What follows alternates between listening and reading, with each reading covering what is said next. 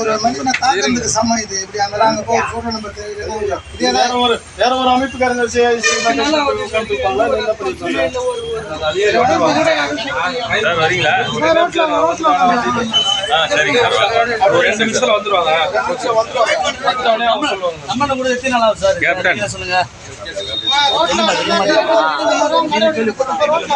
இது வரைக்கும் அந்த இடத்துல வந்து விசாரிச்சாங்க போனாங்கன்னு சொல்லிட்டு யார் சார் இதே ஒரு திமுக இது சேர்த்து வச்சிருந்தா எவ்வளவு இதா இருக்கும். அப்படி இல்லைங்க, ஒரு இதுல பண்ணிருந்தாங்க.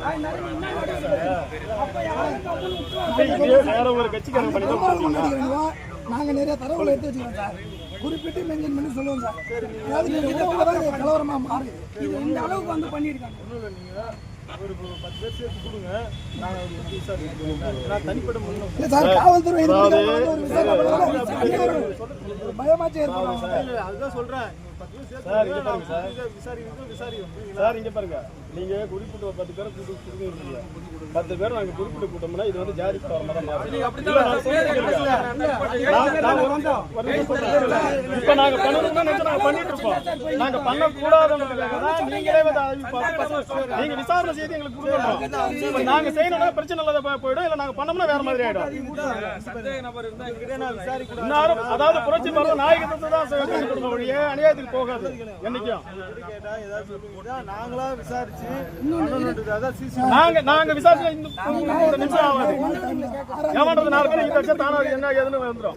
அது வேண்டாம்ன்றது நாங்க பார்க்கணும். ஒரு நிமிஷம் நீங்க இதை கண்டுபிடிக்க முடியாது. 8 நாள்ல நீங்க நினைச்சிருந்தா 2 நாள்ல இது வரைக்கும் ஒரு ரெஸ்பான்ஸ் இல்ல. ஒரு ஆளுங்க இல்ல ஒரு எதிர்க்கட்சி இல்ல ஒரு பிஎம்கேவா இல்ல ஒரு விசிகா வந்தா நீங்க என்ன டிபார்ட்மென்ட் கொடுப்பீங்களா? நீங்க என்ன பண்ணிருப்பீங்க? அப்படி சொல்லாதீங்க. புரட்சி பாரதம் ஒண்ணும் இல்ல டம்மியே.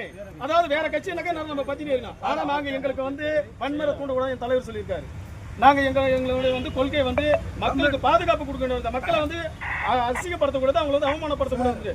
இப்ப நாங்க நினைச்சோம்னா நாங்க வந்து நடத்தக்கூடாதுன்றதுக்காக நாங்க காவல் ஆய்வாளர் சட்டத்துறை நடவடிக்கை 47 இந்த மக்களுக்கு வந்து போராடுங்கிறாங்க. இப்படி அவமரியாதை செஞ்சு இது முடிக்குமே காவல்துறை போய் அந்த இடத்துல ஒரு போலீஸ் வாகனத்தை நிறுத்தி ஒரு போட்டோ எடுத்து குற்றம் செய்ய ஒரு சின்ன அச்சுறுத்தல் கூட ஏற்படுது. அப்ப போலீஸ் அமைதியாக இருந்தா எங்களுக்கு தோணும், இல்ல போலீஸ் அவங்களை காப்பாத்துதுன்னு தோணுமா?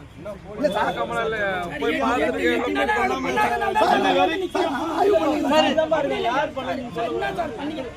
போய் அந்த ஏரியால போய் விசாரிச்சு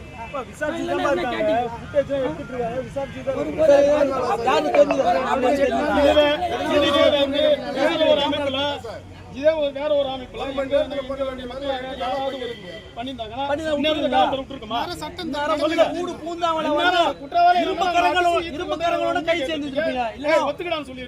இதுவே தலித் மக்கள் பண்ணிருந்தா காலனி பகுதியில் பூந்து வழக்கமா நடக்கிற அட்ராசிட்டி வந்து சந்தேகத்தின் பேர்ல 10 பேர் அரெஸ்ட் பண்ணிருக்காங்க. ஒரு பிறந்தநாள் நிகழ்ச்சி நடந்துக்குது. 11:30 மணிக்கு எங்க ஒன்றிய செயலாளர் பாக்குறாரு. அதன் பிறகு அந்த செய்தி அதன் பிறகு அதை கைக்கப்பட்டிருக்குது. 11 3 மணி முடிக்கும் தான் இந்த செய்தி நடந்திருக்கு. அந்த பொங்கல் கேட்டு வெட்டி மாற்று சமூகத்திலாம் கொண்டாடி இருக்கிறாங்க. நீங்க அதை யாருன்னு ஃபர்ஸ்ட் நீங்களுடைய இன்வெஸ்டிகேஷன் என்னன்னு பாருங்க சார்.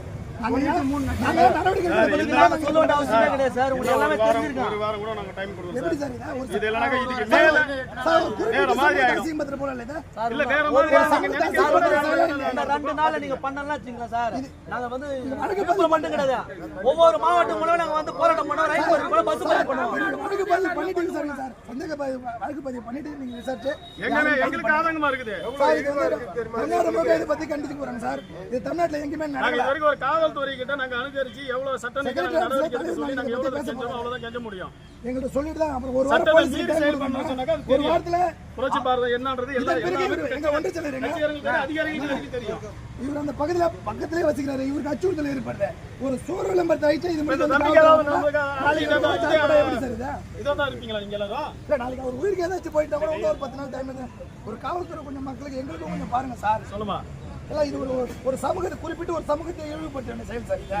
சோறு விளம்பரம் சார் இது பாருங்க. குறிப்பிட்ட மனிதராக இருந்தாலும் பொதுமக்களாக இருந்தாலும் எல்லாமே ஒண்ணுதான். தப்பு பண்ணா இந்த காரியத்தை மாட்டு சமூகம் பண்ணி இந்த மாதிரி எஸ்டி நடவடிக்கை எடுக்கிறேன் சார். பண்ணாம நடவடிக்கை எடுக்க மாட்டாங்க. ஃபுட்டேஜ் இப்போ தான் எடுத்துட்டு இருக்காங்க. இருக்குன்றாங்க.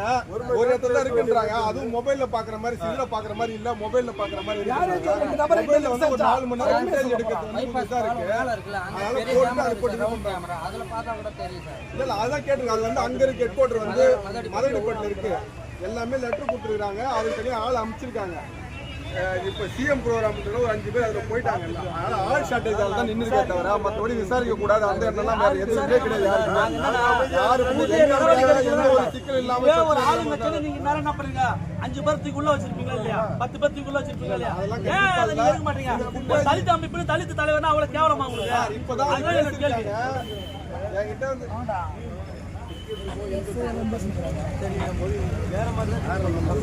எழுதுறதுக்கு பர்மிஷன் நீங்க வந்து யாருமே கூடாது. இந்த வார்த்தை சொல்லக்கூடாது. நீங்க ஆளுங்க சேர்ந்து நீங்க விட்டுக்கிறீங்களா?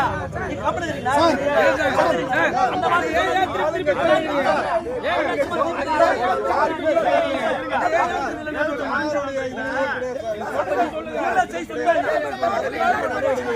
யாரும் தெரியாத கிடைக்காம இல்ல. பாத்துட்டு இருக்கோம். பாக்கெட் வந்து 3 மணி நேரம் 4 மணி நேரம் இருக்கு. 4 மணி நேரத்துல ஒரு வண்டி கிராஸ் ஆச்சுன்னா அந்த வண்டி யாரு என்ன ஒண்ணு ஃபில்டர் பண்ணணும். நீங்க சந்தேகத்துக்கு நம்பர் சந்தேகத்தின் அடிப்படையில் கூட யாருமே நீங்க விசாரிக்கலாம் சார். விஷயம் வந்து சந்தேகத்துல விசாரிக்க இந்த விஷயத்துக்கு வந்து ஸ்ட்ராங்கான ஒரு நான் பாக்குறேன். குற்றவாளி நீங்க கைது பண்ணுங்க சார்.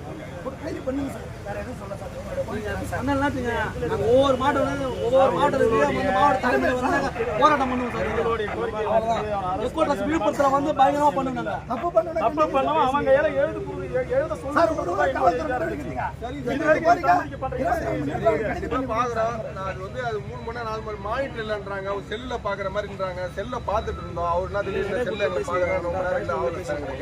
எங்களுக்கு வந்து மானிட்டர் வந்து ஃபுட்டேஜ் நீங்க காப் பண்ணிக்கணும். மானிட்டர் வெயிட்டிங்க. மானிட்டர் வந்ததுன்னா காப்பி பண்ணி பண்ணிருப்பாங்க. அதுதான் நாங்க கிளம்பி வந்தோம். 8 நாளா நாங்க 9 நாளா நாங்க வெயிட் பண்ணி தான் இருக்கோம். 7 நாள் நாங்க வந்து கேட்டுருக்கோம். நாங்க போன்ல தான் பேசிருக்கோம். 6ஆம் தேதி